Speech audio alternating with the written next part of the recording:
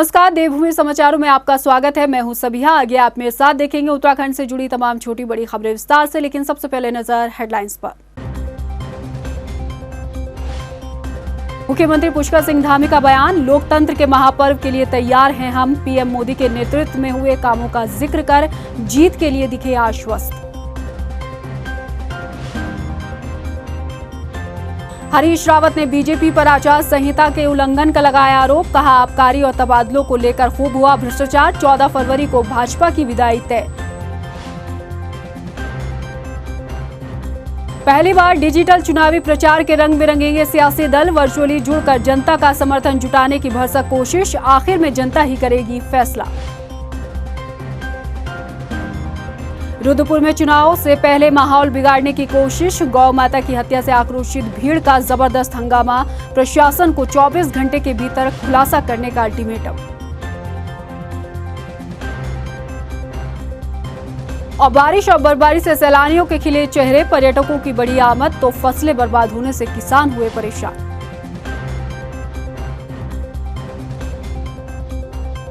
Headlines के बाद bulletin में खबरें विस्तार से। उत्तराखंड समेत 5 राज्यों में विधानसभा चुनाव का बिगुल बज चुका है। प्रदेश के मुख्यमंत्री पुष्कर सिंह धामी ने कहा कि लोकतंत्र के महापर्व के लिए बीजेपी तैयार है। पीएम मोदी के नेतृत्व में हुए कामों को मीडिया के समक्ष रखते हुए सीएम धामी ने कहा कि चुनाव में जीत को लेकर वो पूरी तरह से आश्वस्त हैं। उन्होंने ये भी कहा कि उन्हें पार्टी ने जितना भी वक्त दिया, उस वक्त में उन्होंने राज्य की बेहतरी के लिए काम किए हैं।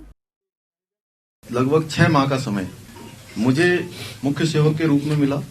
हम सभी ने मिलकर जो है इसमें काम किया। हमारी सरकार ने अच्छा काम किया है। जो प्रयास हो सकते थे वो प्रयास किए हैं। हम इन्हीं सभी को, जो माननीय प्रधानमंत्री जी के नेतृत्व में पिछले 5 सालों में और 7.5 सालों में पूरे 2014 से लेकर अब तक और 2017 से लेकर 2022 तक लगभग 1 लाख करोड़ की योजनाएं यहाँ उत्तराखंड राज्य के लिए स्वीकृत हुई। वहीं इस मौके पर मुख्यमंत्री धामी ने इशारों ही इशारों में कांग्रेस पर जमकर तंज कसे। सीएम ने कहा कि विपक्ष के कारनामे और सरकार के काम पर आने वाला चुनाव जो है जनता बीजेपी को बहुमत से जिताएगी। उन्होंने कांग्रेस की तरफ से खनन प्रेमी के आरोप पर बोलते हुए कहा कि विपक्ष एक भी अवैध नियुक्ति बताए। कांग्रेस को भ्रष्टाचार की जननी बताते हुए सीएम ने कहा कि इस बार के चुनाव में कांग्रेस की विदाई 2017 की तरह होगी। कांग्रेस की हालत यह है, बार बार आपके सामने आ रहे हैं, जैसे 900 चूहे खा के बिल्ली हज को चली। सूपा बोले तो बोले, छलनी क्यों बोले जिसमें 256 छेद। बहुत पहले द फाउंटेन हेड नामक पुस्तक मैंने पढ़ी थी। मुझे उसको देखकर यकीन हो गया है कि करप्शन की फाउंटेन हेड अगर कोई पार्टी है, करप्शन की कोई जननी है, यानी भ्रष्टाचार की कोई जननी है, तो कांग्रेस है। वहीं इस मौके पर सीएम पुष्कर सिंह धामी ने पुलिस कर्मचारियों के ग्रेड पे के मसले पर बोलते हुए कहा कि वो पुलिस कर्मियों की मांग को लेकर अच्छे से वाकिफ हैं। सीएम ने कहा कि पुलिस कर्मचारियों के परिवारों के साथ उनकी संवेदनाएं हैं। पुलिस के लोगों की जो उनकी मांग है या उनकी जो जरूरत है उसको बहुत भली भांति जानता हूँ। बहुत आकलन हमने किया है, बहुत हमने उस पर विचार भी किया है और हमने पूरे 4 सालों का जो उनके ग्रेड पे मिलने के बाद जितना वेतन उनको मिल सकता था उससे ज्यादा एकमुश्त देने का हमने निर्णय लिया, क्योंकि ये अन्य विभागों से भी संबंधित था।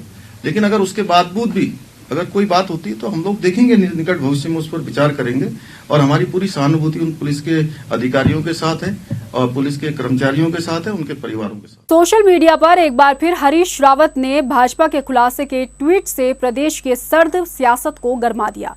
हरीश रावत ने बीजेपी पर आचार संहिता का उल्लंघन का आरोप लगाने के साथ भ्रष्टाचार के भी कई आरोप लगाए हैं। देखिए ये रिपोर्ट। वहीं कांग्रेस पूर्व मुख्यमंत्री और प्रदेश कांग्रेस चुनाव अभियान समिति के अध्यक्ष हरीश रावत ने बीजेपी सरकार पर आचार संहिता के उल्लंघन का आरोप लगाया। हरदा ने कहा कि आचार संहिता के बावजूद बैकडेट और तबादलों पर राजनीतिक नियुक्तियां दी गई हैं। उन्होंने कहा कि कांग्रेस ने इसकी शिकायत चुनाव आयोग से की है। चाहते हैं अधिकारी निर्भीक होकर के निष्पक्ष तरीके से चुनाव आयोग के गाइडलाइंस के अनुसार काम करें और जो इस गाइडलाइंस के वायलेशन के पाप कर्म में संलिप्त हैं वो न केवल इलेक्शन कमीशन के या कानून के दोषी हैं बल्कि वो उत्तराखंड की नज़र में भी पापी। हरीश रावत के बीजेपी पर आरोपों का सिलसिला यही नहीं रुका। हरदा ने आबकारी और तबादलों को लेकर भ्रष्टाचार के भी बीजेपी पर कई आरोप लगाए हैं। हरीश रावत ने कहा कि 2022 के विधानसभा चुनाव में जनता बीजेपी को नकारेगी और भाजपा की विदाई तय है। मैंने कहा ना, सर्कमस्टेंशियल एविडेंसेस चीख करके कह रही हैं कि ये सारी नियुक्तियां बैकडोर में हुई है और इलीगल है जो है, और उनमें ये एक सेकेंडरी बात है। हम निश्चित तौर पर जो गवर्नमेंट आएगी वो गवर्नमेंट इन सब नियुक्तियों को न केवल रद्द करेगी बल्कि जो लोग इस तरीके की नियुक्तियों को निकालने के लिए दोषी पाए जाएंगे, हम सारे रिकॉर्ड्स को, जिसमें डिजिटल रिकॉर्ड्स भी सम्मिलित हैं, कंप्यूटर आदि सम्मिलित हैं, उन सबको तलब करेंगे, उनकी जांच करवाएंगे और जांच में जो लोग दोषी पाए जाएंगे they will be punished accordingly. Harda की तरफ से बीजेपी पर लगाए गए आरोपों पर भाजपा ने पलटवार कर इन्हें सिरे से नकारते हुए कांग्रेस को ही कटघरे में खड़ा कर दिया और कांग्रेस के चुनाव में कहीं नहीं होने का दावा कर डाला। ऐसे में जीत हार के दावों के बीच 14 फरवरी को जनता अपनी मोहर लगाकर इस पर फुल स्टॉप लगाएगी। टाइम टीवी के लिए देहरादून से हितेश त्यागी के साथ ब्यूरो रिपोर्ट। के शिक्षकों के तबादले और नियुक्तियों के आरोप पर सीएम पुष्कर सिंह धामी ने पलटवार करते हुए कहा कि इस मसले पर जांच चल रही है, जांच के बाद ही इस पर कुछ कहा जा सकता है। ये तबादले जो है ये कई हजारों की सिफारिश है और हजारों में से सैकड़ों हुए हैं। अगर कहीं पर ऐसी कोई वो हुई होगी तो उसका संज्ञान ले रहे हैं, चीफ सेक्रेटरी स्वयं संज्ञान ले रहे हैं और अब तो चुनाव आयोग जारी हो चुका है, इसलिए अब इसमें मेरा बोलना उचित भी नहीं। चुनावी ऐलान के बीच उम्मीदवारों के नामों के ऐलान के लिए हर कोई बेकरार है। इस पर बोलते हुए हरदा ने कहा कि पार्टी जल्द ही अपने प्रत्याशियों का ऐलान करेगी। हरीश रावत ने भाजपा पर चुटकी लेते हुए कहा कि आने वाले दिनों में भाजपा के अंदर जबरदस्त खलबली मचने वाली है, जिसे राज्य की जनता देखेगी।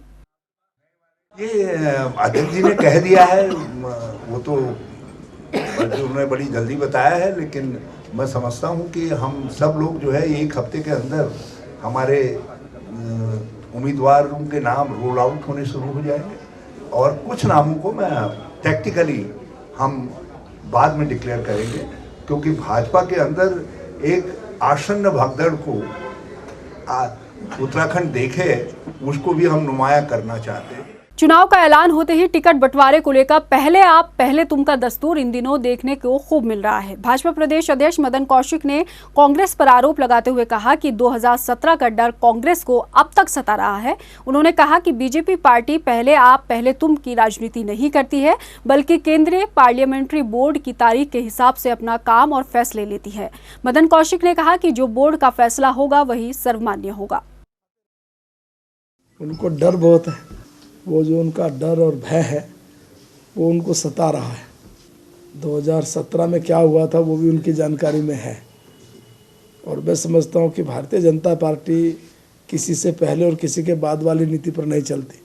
भारतीय जनता पार्टी का काम करने का अपना एक जो तरीका है, हम उस तरीके से काम कर रहे हैं और लगातार बैठते हुए केंद्रीय पार्लियामेंट्री बोर्ड की तारीख होते ही उसमें हम लोग सारा विषय रखेंगे अपना राज्य का और उस निर्णय को फिर आपको अवगत कराया जाएगा। ऐसा कहना कतई गलत नहीं होगा कि देश के साथ उत्तराखंड के इतिहास में कोरोना महामारी के बीच चुनाव भी अब डिजिटल होंगे, लेकिन डिजिटल चुनावी प्रचार प्रसार के लिए बाकायदा राजनीतिक दलों के लिए गाइडलाइन तय की गई है। स्टार प्रचारकों के लिए क्या कुछ गाइडलाइन का पैमाना तैयार हुआ है, इसी पर आधारित देखिए हमारी ये खास रिपोर्ट। कोरोना के बढ़ते संक्रमण को देखते हुए चुनाव आयोग ने गाइडलाइन के तहत उत्तराखंड समेत 5 राज्यों में चुनावी तारीखों का ऐलान कर दिया है। उत्तराखंड में दूसरे फेज में 14 फरवरी को इलेक्शन होंगे। इसमें कोई दो राय नहीं कि महामारी के बीच ये इतिहास में पहला मौका होगा जब डिजिटल चुनावी प्रचार प्रसार करते राजनीतिक दल दिखाई देंगे। लेकिन इस बार चुनाव में कुछ चीजें नई दिखाई देंगी। निर्वाचन आयोग ने इस बार स्टार प्रचारकों की संख्या घटा दी है। राष्ट्रीय और राज्य स्तर पर मान्यता प्राप्त दलों के लिए अधिकतम 30 स्टार प्रचारक तय किए गए हैं। पहले ये संख्या 40 होती थी। इसी तरह गैर मान्यता प्राप्त दलों के लिए स्टार प्रचारकों की संख्या 20 से घटाकर 15 की गई है। ये भी तय किया गया है कि स्टार प्रचारकों के किसी प्रस्तावित कार्यक्रम की 48 घंटे पहले आयोग को सूचना देनी होगी। हालांकि निर्वाचन आयोग ने 15 जनवरी तक राजनीतिक रैलियों, सभाओं, पदयात्रा, रोड शो, बाइक रैली जैसे आयोजनों पर रोक लगाई है। आगे कोरोना के मद्देनजर हालातों के हिसाब से फैसला लिया जाएगा। अगर आयोग चुनाव अभियान के संबंध में कोई फैसला लेता है तो इसकी परमिशन ऑनलाइन दी जाएगी। पोलिंग बूथ पर अधिकतम 1200 वोटर्स के मानक है। अगर किसी बूथ में इससे ज्यादा वोटर्स होते हैं तो वहां अतिरिक्त बूथ बनाया जाएगा। वहीं कोविड गाइडलाइन के उल्लंघन पर सख्त कार्रवाई की जाएगी। वोटिंग से जुड़े कामों में उन्हीं कार्मिकों को लगाया जाएगा जिन्हें कोरोना की दोनों वैक्सीन डोज लग चुकी हैं। आयोग ने उत्तराखंड समेत चुनाव वाले 5 राज्यों के लिए वैक्सीन की अतिरिक्त डोज के संबंध में केंद्रीय स्वास्थ्य मंत्रालय को भी पत्र लिखा है। ये किसी से छिपा नहीं कि आज हर दल इंटरनेट मीडिया पर सक्रिय है। मजबूरी में ही सही, अगर डिजिटल चुनाव प्रचार की संस्कृति विकसित होती है तो ये उचित ही होगा। इससे न केवल दलों और जनता के समय और संसाधन की भी बचत होगी, बल्कि प्रशासन को रैलियां, रोड शो के लिए जो इंतजाम करने पड़ते थे उनसे राहत तो मिलेगी। साथ ही कोरोना के बीच बेहतर तरीके से चुनाव संचालन भी हो सकेंगे। टाइम टीवी के लिए ब्यूरो रिपोर्ट, देहरादून। लक्सर विधानसभा क्षेत्र से 2 बार बसपा पार्टी से पूर्व जिला पंचायत अध्यक्ष रहे विजेंद्र चौधरी ने अपने समर्थकों के साथ कांग्रेस का दामन थाम लिया है। कांग्रेस में आने के बाद उन्होंने खुद पर दबाव महसूस करते हुए बसपा समेत बीजेपी पर कई आरोप लगाए। उन्होंने बीजेपी पर धर्म की राजनीति करने का आरोप लगाते हुए कहा कि कांग्रेस ही एक ऐसी पार्टी है जो सबको साथ लेकर चलती है। उन्होंने चुनाव में कांग्रेस की जीत का दावा भी किया। आज जो भारतीय जनता पार्टी उसका जो निगेटिविटी कर रही है वो सिर्फ जाति धर्म की राजनीतिक पार्टी बनी हुई है, और कांग्रेस पार्टी समानता जो सबको साथ लेकर काम करती है।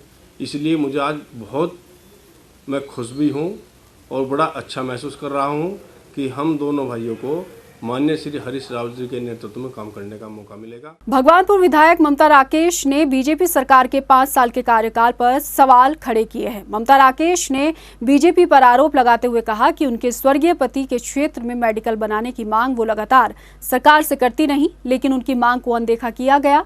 उन्होंने कहा कि जनता अगर कांग्रेस पार्टी को अपना समर्थन देती है तो कांग्रेस इस सपने को जरूर पूरा करेगी।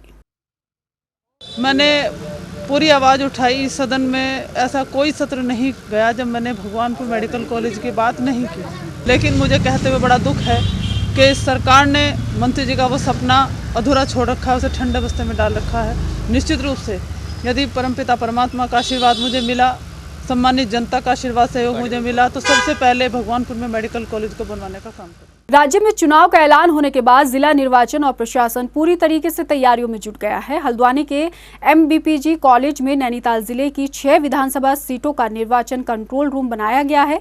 Media certification and monitoring committee की निगरानी CDO कर रहे हैं। इसके लिए कई कार्मिकों की ड्यूटी भी लगाई गई है। प्रशासन का दावा है कि निष्पक्ष और शांतिपूर्ण चुनाव संपन्न कराने के लिए आचार संहिता का सख्ती से पालन कराया जाएगा।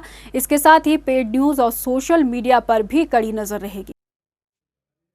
Media certification monitoring committee team जो है वो डिग्री कॉलेज में हमने स्थापित किया है और उसका काम स्टार्ट हो गया है। हम लोग जो है समाचार पत्रों में और जो हमारे न्यूज़ चैनल में न्यूज़ आ रही हैं उनको क्लोजली ऑब्जर्व कर रहे हैं, और अब सोशल मीडिया टीम भी हमारी जो है वो सोशल मीडिया को भी ऑब्जर्व करेगी कि उसमें किस तरह की न्यूज़ आ रही है।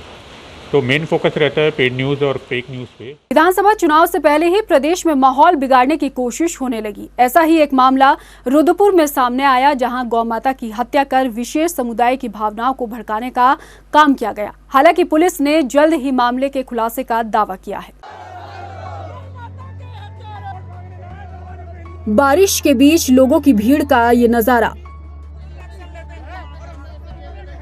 और इन नजारों के बीच आक्रोशित भीड़ की ये नारेबाजी, और इस भीड़ के बीच विधायक राजकुमार ठुकराल की मौजूदगी। दरअसल ये गुस्सा, ये आक्रोश, ये नारेबाजी यूं ही नहीं है, बल्कि चुनाव से ठीक पहले शांतिपूर्ण माहौल बिगाड़ने के मकसद से की गई बेहद ही शर्मनाक घटना है। रुद्रपुर में खाली प्लॉट में प्रतिबंधित गौ माता की निर्मम हत्या का शव को प्लॉट में फेंक दिया गया। सुबह दिन निकला तो एकाएक लोगों की आक्रोशित भीड़ एकत्र होकर नारेबाजी करने लगी। वहीं सूचना मिलने पर एसएसपी समेत भारी पुलिस बल मौके पर पहुंचा तो प्रशासन की मौजूदगी में हिंदूवादी संगठनों से जुड़े लोग नारेबाजी करने लगे और घटना के खुलासे की मांग पर अड़े रहे। बामुश्किल पुलिस प्रशासन ने हालातों को संभालते हुए घटना का 24 घंटे के भीतर खुलासा करने का आश्वासन दिया, जिसके बाद माहौल शांत हुआ। चौकीदार है लापरवाही के तुरंत में लाइन हाजिर करता है। हमारी टीमें लगी हुई हैं, इसका हम बहुत जल्दी खुलासा करते हैं। सर 24 घंटे का समय दिया गया है। हाँ, प्रशासन ने घटना का खुलासा करने के लिए 24 घंटे का वक्त तो ले लिया है, लेकिन देखना यह है कि पुलिस इस मामले में कितनी जल्दी खुलासा कर आरोपियों को उनके किए की सजा देती है, क्योंकि जो कुछ भी हुआ है उसकी जितनी निंदा की जाए कम है। टाइम टीवी के लिए रुद्रपुर से गौतम सरकार की रिपोर्ट। वैश्विक महामारी कोविड का खतरा एक बार फिर मंडराने लगा है। दिनों दिन बढ़ते कोविड के मामले और नए वेरिएंट का खतरा भी अब चिंता का विषय बन गया है। हालांकि स्वास्थ्य विभाग हरकत में है। साथ ही प्रधानमंत्री नरेंद्र मोदी के कहने के बाद आज से देश के साथ प्रदेश भर में भी बूस्टर अभियान की शुरुआत कर दी गई है।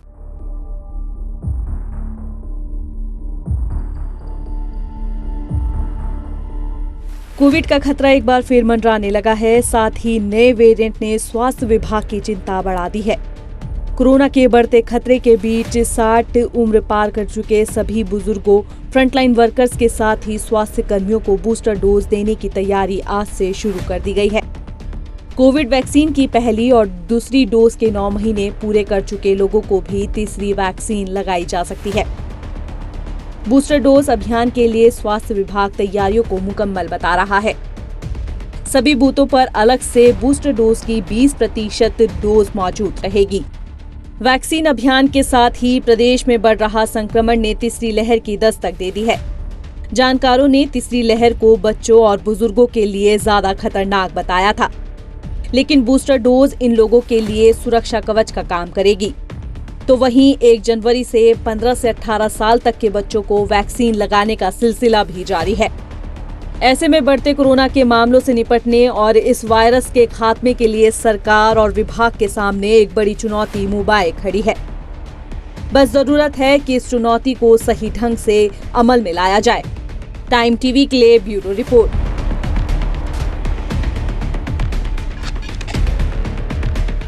बढ़ते कोरोना के मामलों को देखते हुए सितारगंज में प्रशासन अलर्ट मोड पर है। प्रशासन की तरफ से सरकड़ा पुलिस चौकी पर उत्तर प्रदेश की सीमाओं पर राज्य में अन्य राज्यों से आने वाले लोगों की गहनता से जांच की जा रही है।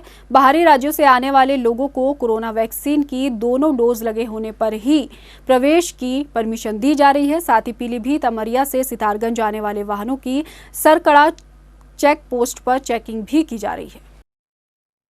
सरकार की नई जो गाइडलाइन जारी हुई है उसके अनुसार बॉर्डरों से जो भी अंतर्राज्यीय वाहन हमारे उत्तराखंड में प्रवेश कर रहे हैं उनकी लगातार सघन चेकिंग की जा रही है, और जिसके द्वारा कोविड नियमों का पालन नहीं किया जा रहा है या वैक्सीनेशन नहीं किया गया है उसको वापस किया जा रहा है। देहरादून में कोविड के मामलों को बढ़ते देख स्वास्थ्य विभाग हरकत में आ गया है। उत्तराखंड सीमा के प्रवेश द्वार यानी कि आशा रोड़ी चेक पोस्ट पर बड़ी संख्या में लोगों की कोविड टेस्टिंग की जा रही है।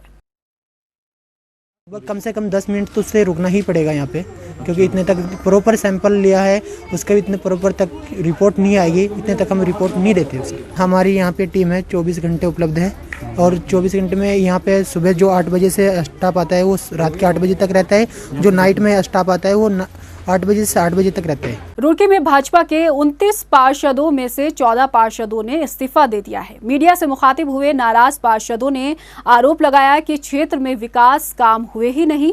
8 जनवरी को हुई बोर्ड बैठक में भी नाराज पार्षदों की समस्या का समाधान का हल कोई नहीं निकाला गया। इसी वजह से पार्षदों ने भाजपा की सदस्यता से इस्तीफा दे दिया।